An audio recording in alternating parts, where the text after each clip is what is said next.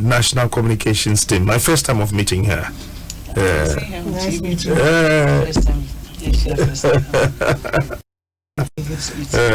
And now we're catching.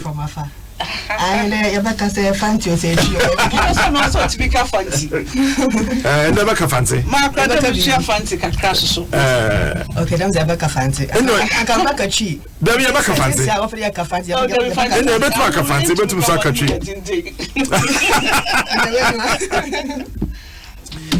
Honorable Frida Prempe, Deputy Minister, Gender and so Deben protection. When you call radio station was a station back and also so because there Honorable Frida Prempe, her Deputy Minister for Gender, Children and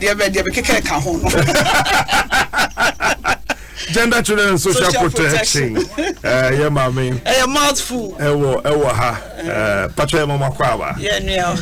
Go ahead to say, is it difficult being a woman? Man come from Pocho. Come here, Marco. Our good days, no other bad days. Okay. Because on the Ghana and society, I guess my largely patriarchal. Okay. In Benefunia, I'm more easy son. But your microphone, Kakram. In Benefunia, I'm more easy son. So you find the SIA institute between the ages 25-30 onwards. Then you find the NY, a crochet juma. I want a woman colleague, or cover the same age. But ever going to have no question there. Are you married? Naka do recently married. Actually recently married. I was when the one who next any day ever bow. Into my calculations now. Ever quite a week. Inside 9 months. 9 months. No many complications over in a pregnancy. It is a war for 6 and a second son within the month.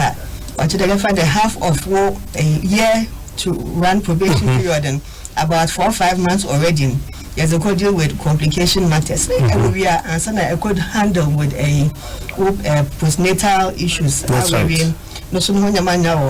is even in the world of employment and from the onset and echo against a male compatriot on favor. Okay. Actually, other traditions and customs be so hard. Also, one should have one in phone. Time be your pair. Situations are yama line in the flat type being a full lead in society nazan. Well, that Yankopon or Shaman nazan or more be urgent. Okay. But as a school, so yama in national there or chain in also Adom in a talent. Yes, yes, yes, a boy and bra, yes, a boy, Iriasi.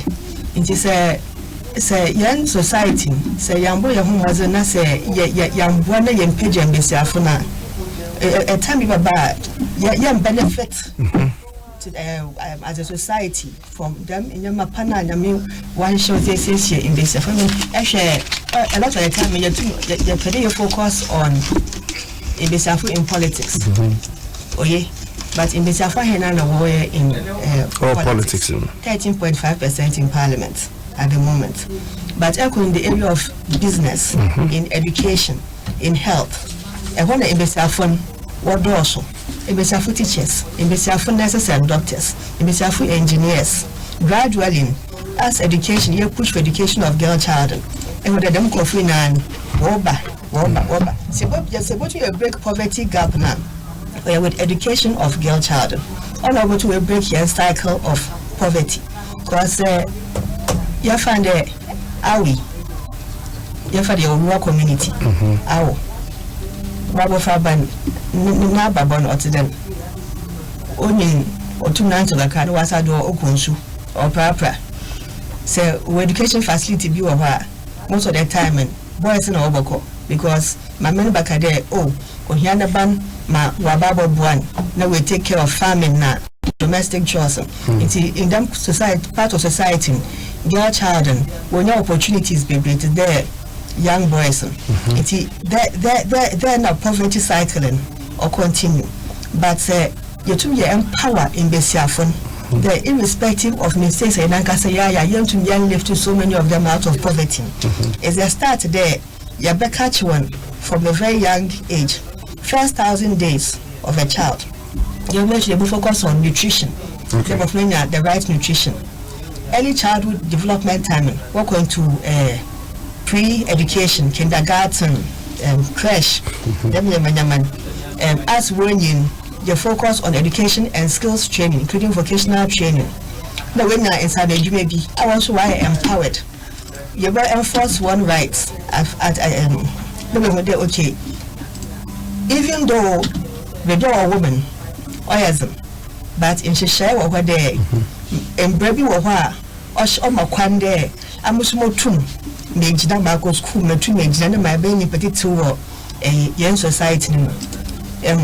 It is a focus on in your madamana, empower in the phone with land rights, access to economic and financial vehicles, especially science Ghanaian society day, Ghanaian society day. And the young man phone, a far was you just farming. Inti say in the Muhammad time, I didn't say your call. You invested a lot into microfinance sector.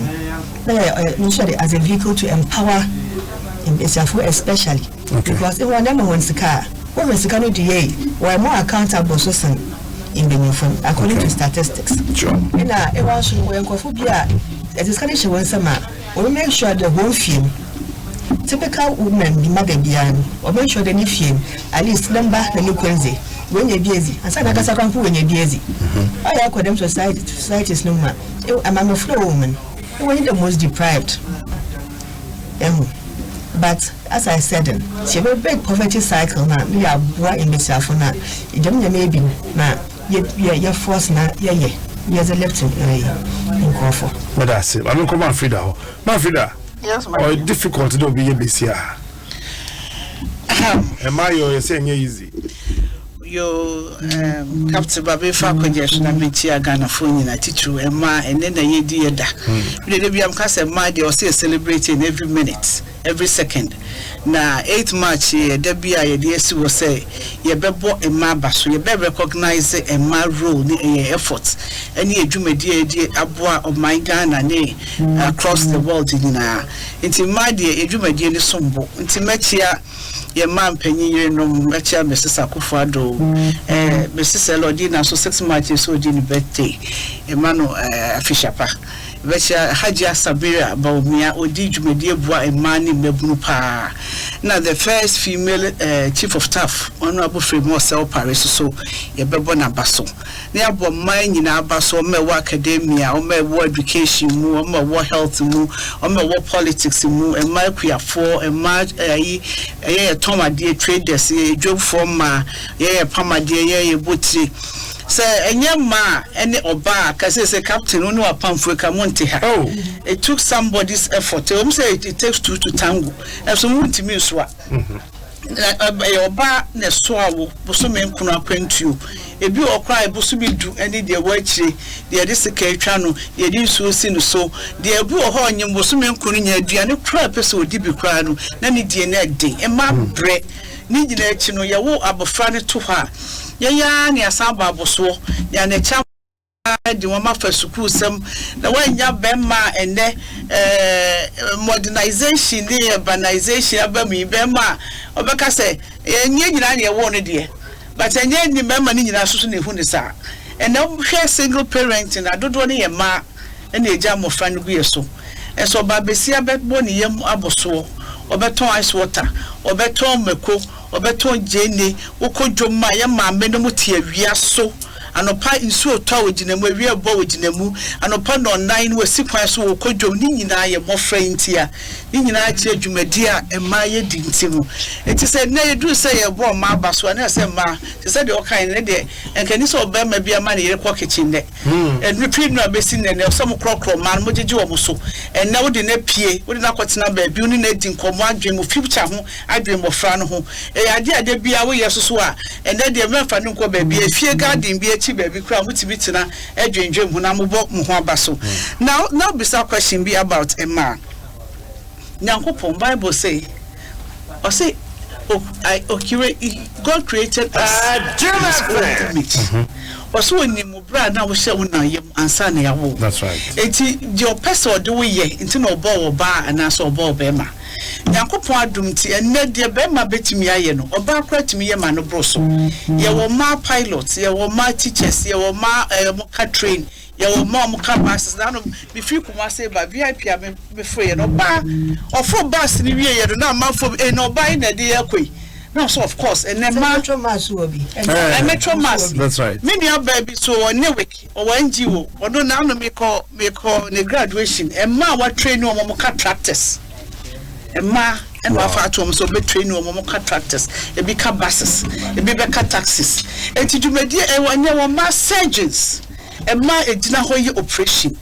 Eti dwumadie bia ne ho ban tumi nye ya tem bia ne focus attention on politics but me di dwumadie bebre in the sciences in the academia e wo yakuafo mu e ba bia e ma ho ne di dwumadie kese even in the security services Mrs. Matilda Bafo Tamara me prison officer headquarters no a commanding officer she rose through the ranks e be director general of the prison service e be also ka so nkwa no uniform ma uniform fie duai.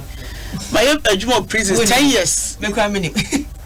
Hey, me James for 5 years. Now me headquarters 5 years. Me I'm a woman of many parts. Me say me a journalist who come home. Me call GIJ 1994.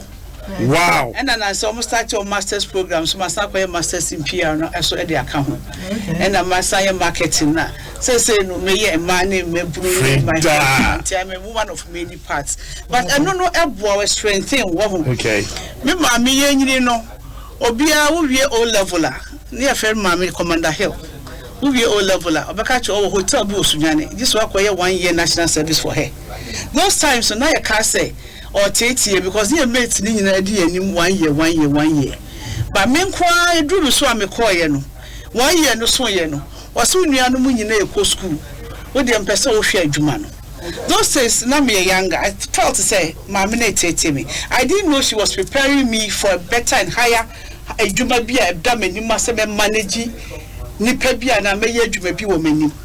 Enti me kwa na I spent 10 years at the hotel. Yeah, na me kasa same way to shemi nuanu ma in crying. So you can do it no matter the time, no matter the level you find yourself. And so be free. Me here adwuma ho 10 years no. Na me mate a year 6 form or me we university. Me nuanu man ketwa nyina we university. Na me course 6 form. But that God was preparing me. Sure. Nyame adom me free hotel ho no. Me be here adwuma kakra wa dimples in so a hotel. And from there I ended up at the prison service we call enlistment 1991 and I'm a prison officer. I did 29 years in service. Next year near celebrate a 30th anniversary 93rd recruit course. All prisons, yes. It's be bad prisons so no. And I'm me ankasa on my own. Me A levels. Me 2 subjects and the following year me 2 subjects. That's how I got enlisted or enrolled at GIJ. Me koye journalism, me PR, me major in PR. That was in 1994. Me really no nam se there be Dwaso. Me per marketing. So I enrolled with the Chartered Institute of Marketing UK. Tinya me adom my no so level 1, level 2, level 3. Some my masters in marketing, my chartered marketer as I sit here. And what you know, a woman na me started some reform women's groups, Cantonment Women's Association, Bamaka Women's Association, Prisons Women's Association, meeting ma who kita many medi as a maju mediano, let them be a me per se, me pussy me Kenya ma. Eti edu say ya district assembly elections in 2002. Now me call around see share me money nyina say me pesa obaba akugina e wo ha. Eventually also ma wa na obegina. That's how come I got back into the district assembly. I'm somebody assembly woman. I have ni ba we be the assembly woman e won cran. First term, second term. And so na me be the assembly woman no captain. And so na me call back to Lagos na koye me first degree. But ene Nyankopon adom. Because by dint of hard work and determination, we got 2 masters. Me have me PhD. And me adom. If you do, you go back from the. Just Dr. Frida Prempe. And of course, you know, because I'm trying to explore into the low representation of women in politics, a case study of the 7th Parliament. Because there might be a kutia and ma one education. When we say district assembly, locality now one yet me the Hokasa. Juma. Baba Parliament and now catch you so your translator near translating. It will crown one person by Babajina Parliament. Now Pesua so for those over catchy. Now Fenia translating a cobrofo. It is a so born home modding. It's education for a multitude and who here. Ya walk a mammy nipa me and wa. Who call your titty benwa or bear my as well winnipa or what body as well winnie pie. Just a mighty right from Bethano. You put a marble fear. A man says so muko school.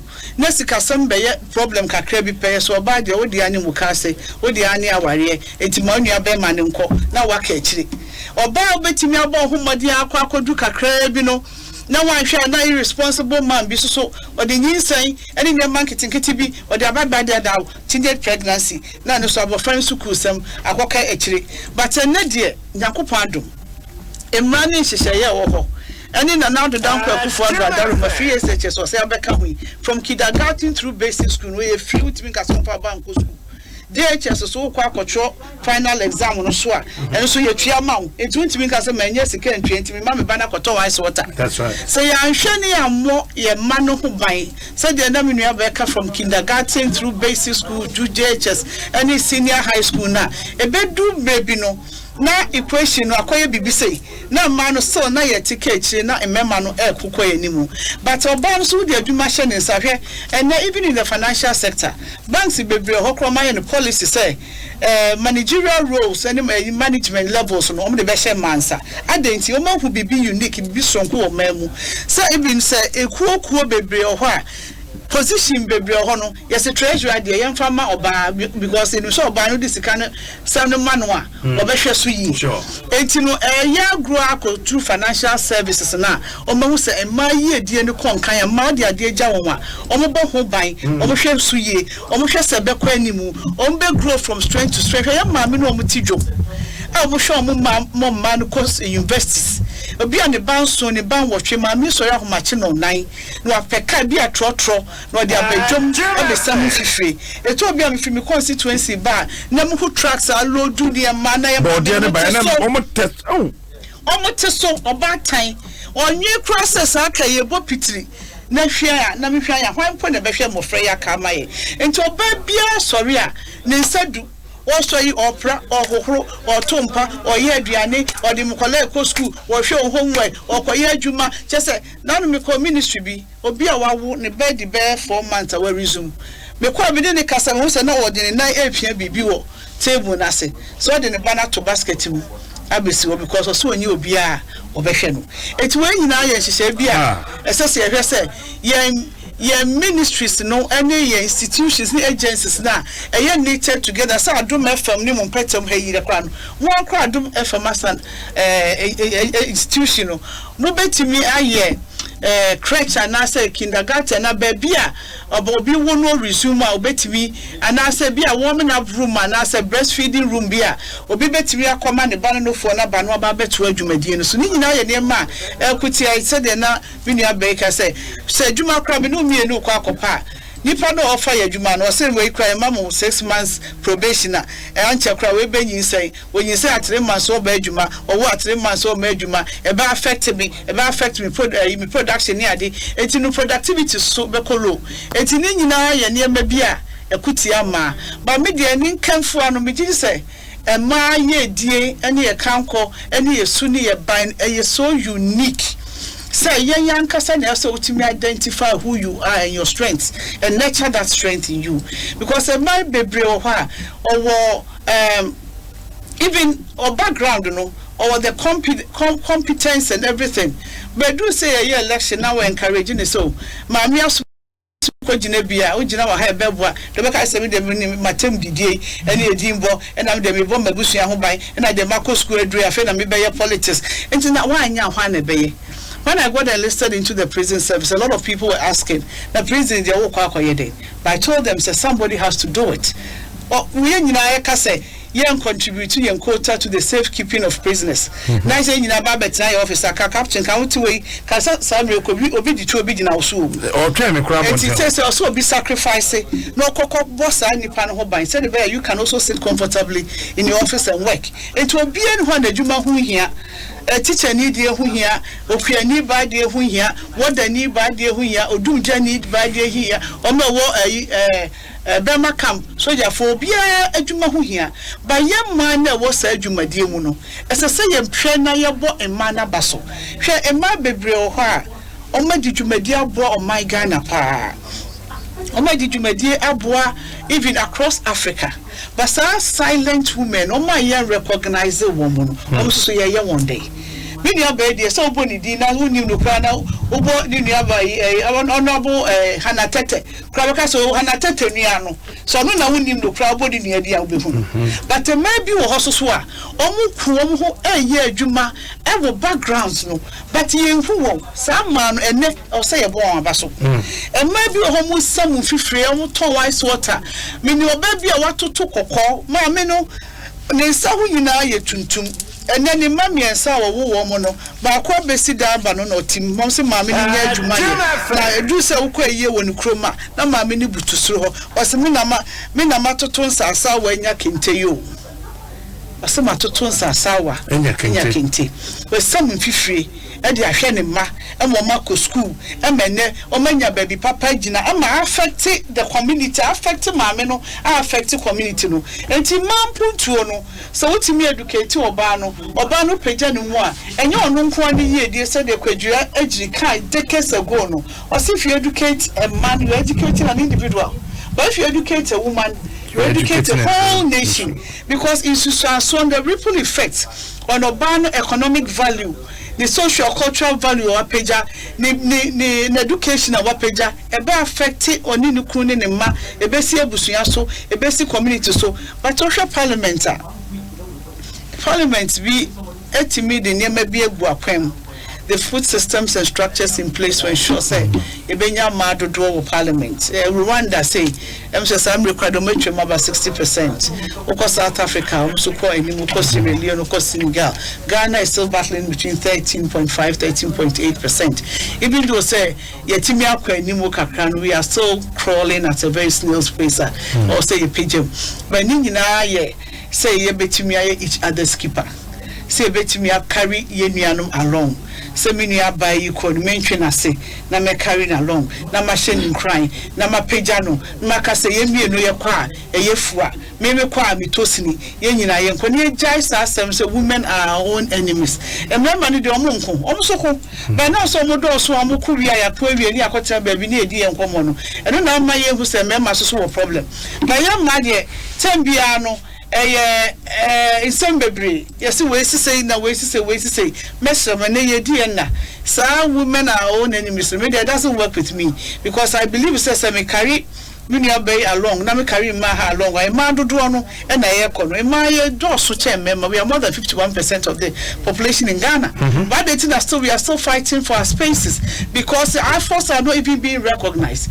You hear support from your spouses, you hear support from your political parties, you hear support from the communities, you hear support for education, you hear support to acquaint you via yes, so Barney Bema coalition. Na Captain Smart, who summers say, Boameka cra, why are cried your bebo? The man is sick as no, na ya to sleep because you're not member of Cram, we need to deal with Manu. Because so Brahafua, and now Yachi Mayan and Bono is near Hafuya. MPP side Minquano Bar, I'm more parliament. Hey, MPP, yes. Jesus says, oh, you Bono is now Bahafu, so I mean, it is saying me carry nipa near carry nipa bear 5, 6, 7, 8, 9, 10. Then other constituencies. Now you put two systems and structures in place. Can you this a boy intina ministry no any Ministry of Gender, Children and Social Protection, any abaya cabo my say affirmative action no bill no yebeshe mukina na etumi aba parliament.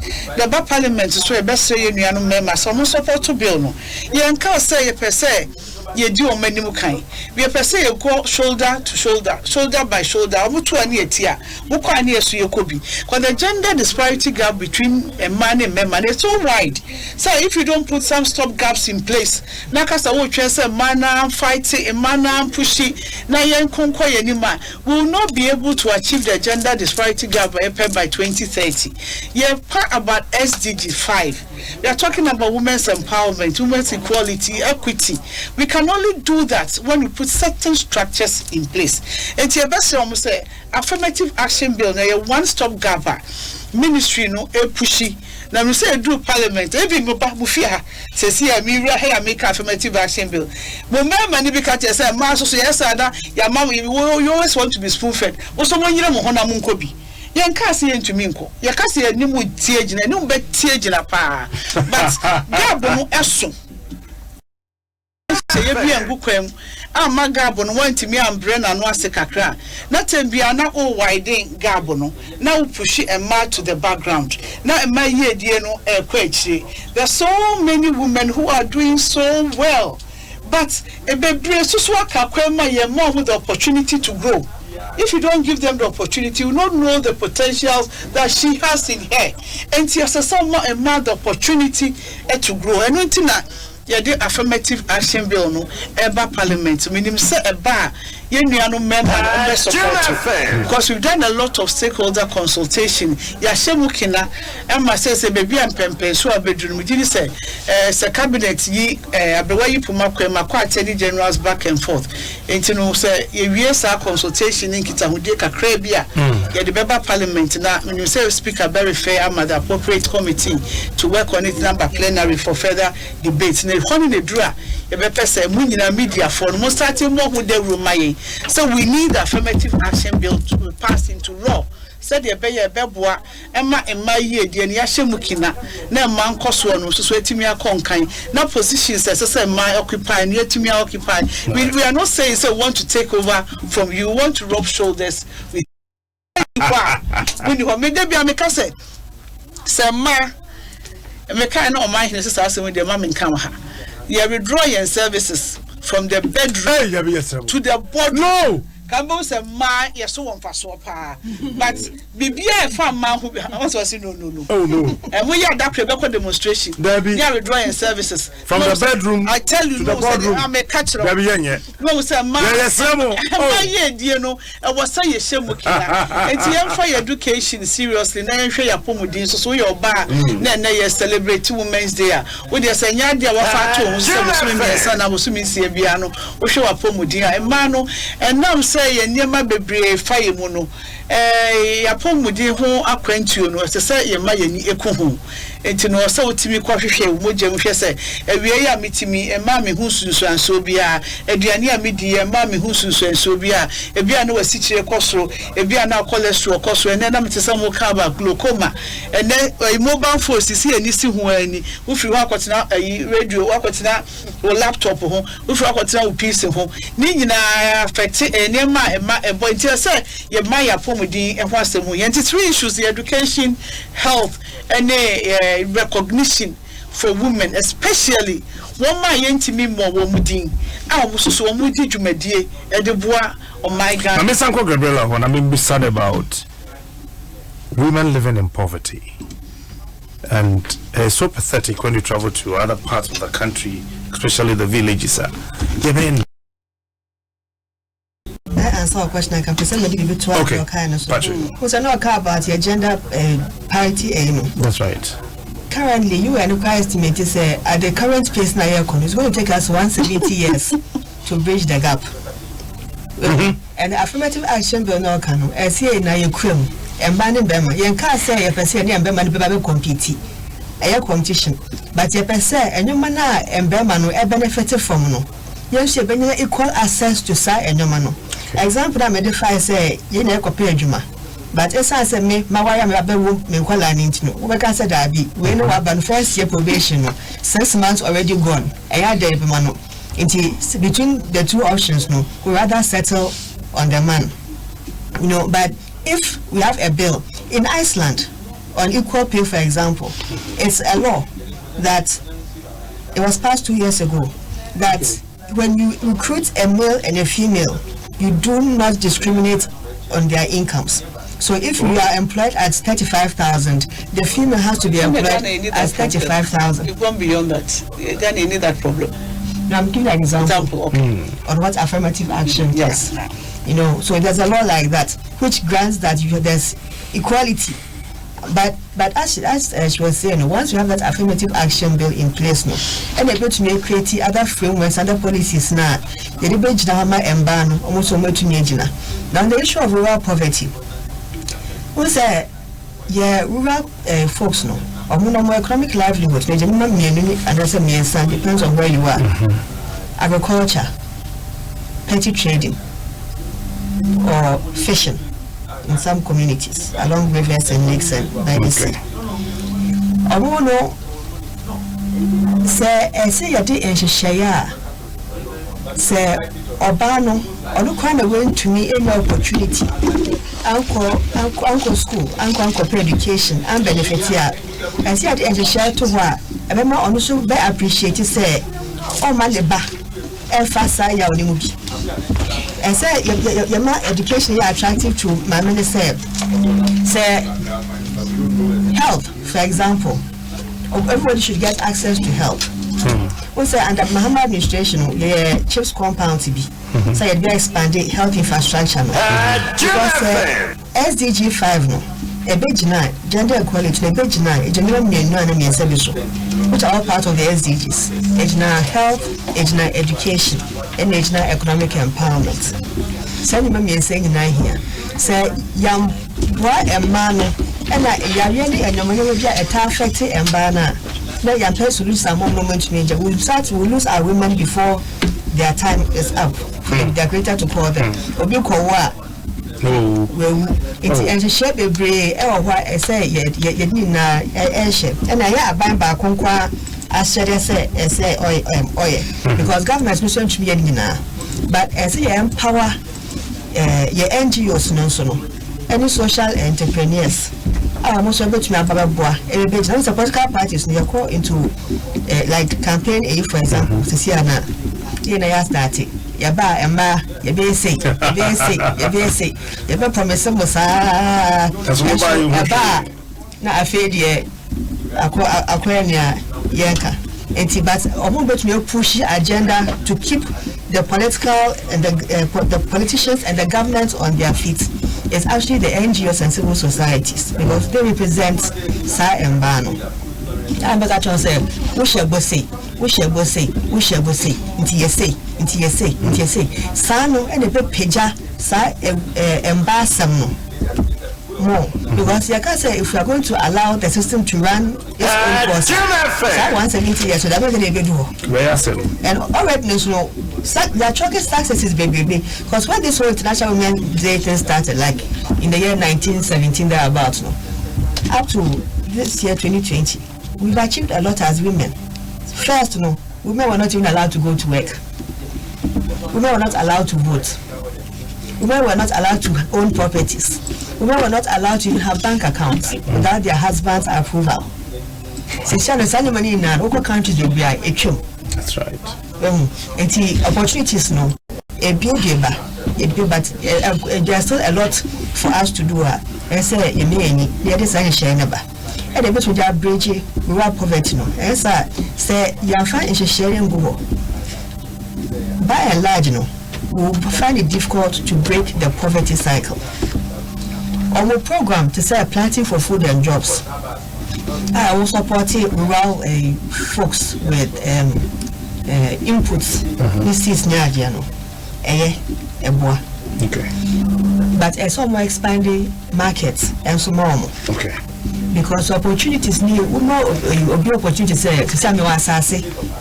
But between producing skill because obi anto maje no but mo dem mo share buy no to say me say okay me say product we me commodity we bi ba ko nyama no bi di my farm no menya income menya adwuma menya sika so dia he me fie for that say edwana mba na sika no me say ye ntumi left omo we enti share bebe e ho a say ye na ye to aso Yeah, how I bet to now expand the scaling up, not in Kofana benefiting, and see a providing more education infrastructure in rural communities.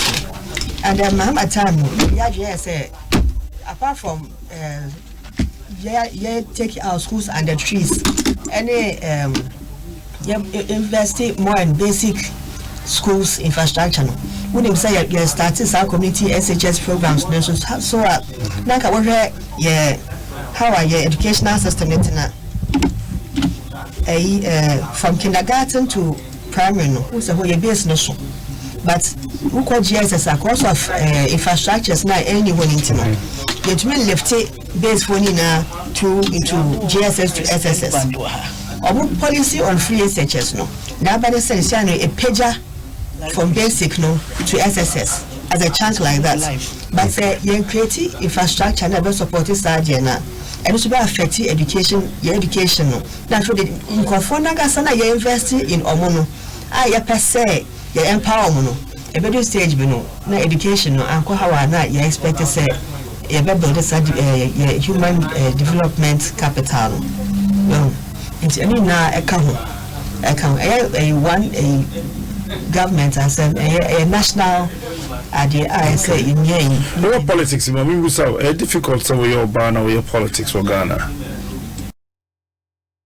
You can share with us. Maybe I know I started as a politician. Okay. Initially, I am a public servant. Okay. And so when I catch me say yes, you perform my more NDC advert. Inti maybe ana. Tell me just said that me here is young konkoye. And me do copy NDC. So me do and then from but not your sister or something. No, she didn't hold my hand and say come to NDC. But my family has always been a political family. To kwaye NDC advert ne keke. Because the whole politics in my family started from my father. Okay. He rose to the ranks from the assembly. Okay. And he was up at the time he died. Now coordinated Central Regional Commissioner, NDPC. Oh, okay. He was also serving the country. Okay. In some capacity. Until Onubeka baby no, and almost say unconsider MP, and I say MP the MP. Until Hana Uncle the MP, and I'm Hana call as MP. But he has always been a background, more as a technocrat supporting development in the Central Region. He was one of the vice chairs, the longest serving vice chair at SEDECOM, which is now Coastal Development. Those days, they started with then Honorable Ato Austin. Those days. So, maybe back to politics, because of my background in public service. Me should I what typical politician I met you bet na hana every day be politics. Kayo. Me a bit more subdued chain. And so it tells a lot of me the way I approach things. Okay. So experience and exposure from the family where I come from, because you expose a lot of people, which helps your network. But there are not many people who have that advantage. In the Sobibam Sesiana, you probably have to go through the ranks. If you're a student, you probably have to go through TAIN or some of the other small groupings. So this fan club, that fan club, and then build yourself up there. Or you go and serve through the district assembly system, which is a governance system, and build yourself up there. Because I came from public service, that's how I built myself up in politics. And then when NDC came to office, after the advert, then an opportunity opened at STC, so I applied for STC. I was there as a business development manager. Okay. And then I left STC. Then I was called by the then vice president. He's chairing the transition, 2012 transition. So I should come and support him. The 2008-2009 transition. After that, my advert then. Okay. When there was a transition, they needed secretaries. I'm very good at typing. So my friend almost say, will I come and volunteer as a secretary? Let me say, okay, Mati, I'll come and support you. So mine is mostly like volunteerism, and that's got me into politics. To which other mainstream anything to do with politics? No. Do you hope to be an MP one day? My second sister is contesting, so I think that's Emfa. Which constituency? Anders constituency. But we are taking him out because he can't be. Are you sure? We are advocating for the festival. Oh, are they? Festival. So we are advocating for women. We say festival. Some of us about poverty level in the rural constituency communities. Metia Mpensenpensenmu Minister Honorable Cynthia Morrison and the directors of War Ministry Juma Pai do baby na Juma na yedi. But as women as they are no Tembia nom kikanye mabom ni move ni pushi ministry no forward in directors war my directors am War Ministry of Gender because everybody why here na me debut by the director for gender, director for children, chief director or director for RSI, women the domestic violence, women na me boy and my boss who said we have 3 minutes to go. Yeah, 3 minutes. I want to many about planting for food and jobs are or who say you boy and ma especially at the rural level and you rearing for food and jobs near the now no account about marketing but say we are signed another policy be about and the planting for exports. Into the Boise or Mondo Bayena, Mudian, a brosuna into me store or Hakrana, or make me export and so, or Mutia and Jessica Cradia too so. And I must love so ya buy a boy and maybe constituency in Juan, my bear.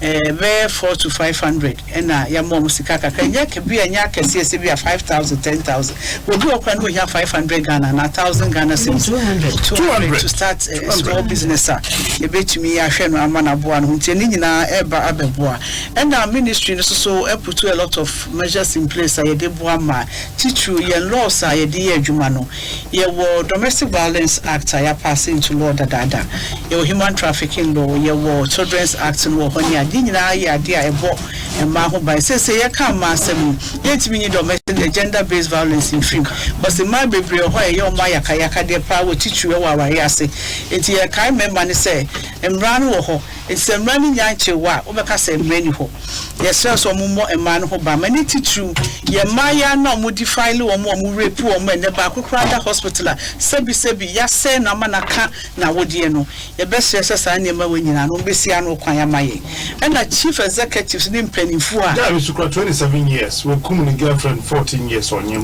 Wow, okay.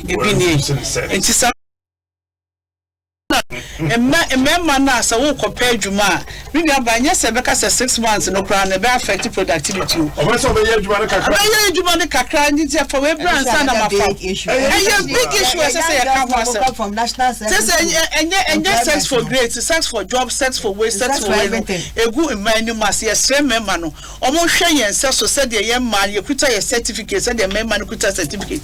No one called the extra mass, just a minute what that. This is what's coming now, so this what's some way. Na mebuno be pejuma this was say no na nyimonyam ben no de betina adwuma for dey let me say here law to protect the young girls sexual harassment to process say nya ho law e de protect emma but ebenu na aka ho nti aya young girls na ode ba ku mienu e ha me ye mama up to now omu perceive mass and my dey sebi inferior commodities enti oba no ne nama no ne adwuma kramfa ebu emma no enti oyo oba so no ya assertive kakra bi pe ni assertive to di Margaret Thatcher ya santowa bayifo efenti ma de time bia say ye kan ya no tum na mo kan ye hye it's about time to say you grow from strength to strength modernization and urbanization man nema bebre ni so abie amaye school sama ma so ye ni abie US maybe o mo share democracy as a crisis till 1962 na ma kro mo trouble and so since 1992 ya mama kwan ama ya to aba basis nti ma no we still have a lot of room I say di adwuma ba mgidi say baby a bedru no say mutimi boaye na affirmative action e adwuma na mo recognize ma effort no mo dwumadie no mo contribution to the socio-economic development of our country mgidi say beboa emma ye di na ma me for ba ku twa to the maker and say say we your ba membu ho abomfia e say we self-confident e say who say the menua ba atumi aye no so metumi aye and I can even do beyond that me nyina yen carry each other on our shoulders ye move together yen pagya emanumu na nyina yen kokko. Do you have anything to say finally, or I mean you're done? No, I agree with her most of the things that she said. Okay. Who's a ministry to cry? You will leap no. I did my community, so there was a lot of impact on the families because of you has a new leap with the kaka Bible, some crack. Only be and fine share with your community now. Baminda Gabriel, member of the NDC. I'll just make one small submission. Okay. Who said? It's all right if we have all these bills and laws in place, but we need a framework that's able to push these things down and implement them properly so that we can get the benefits. Enforcement. All right, the Honorable Frida Prempeh, Deputy Minister of Gender, Children and Social Protection.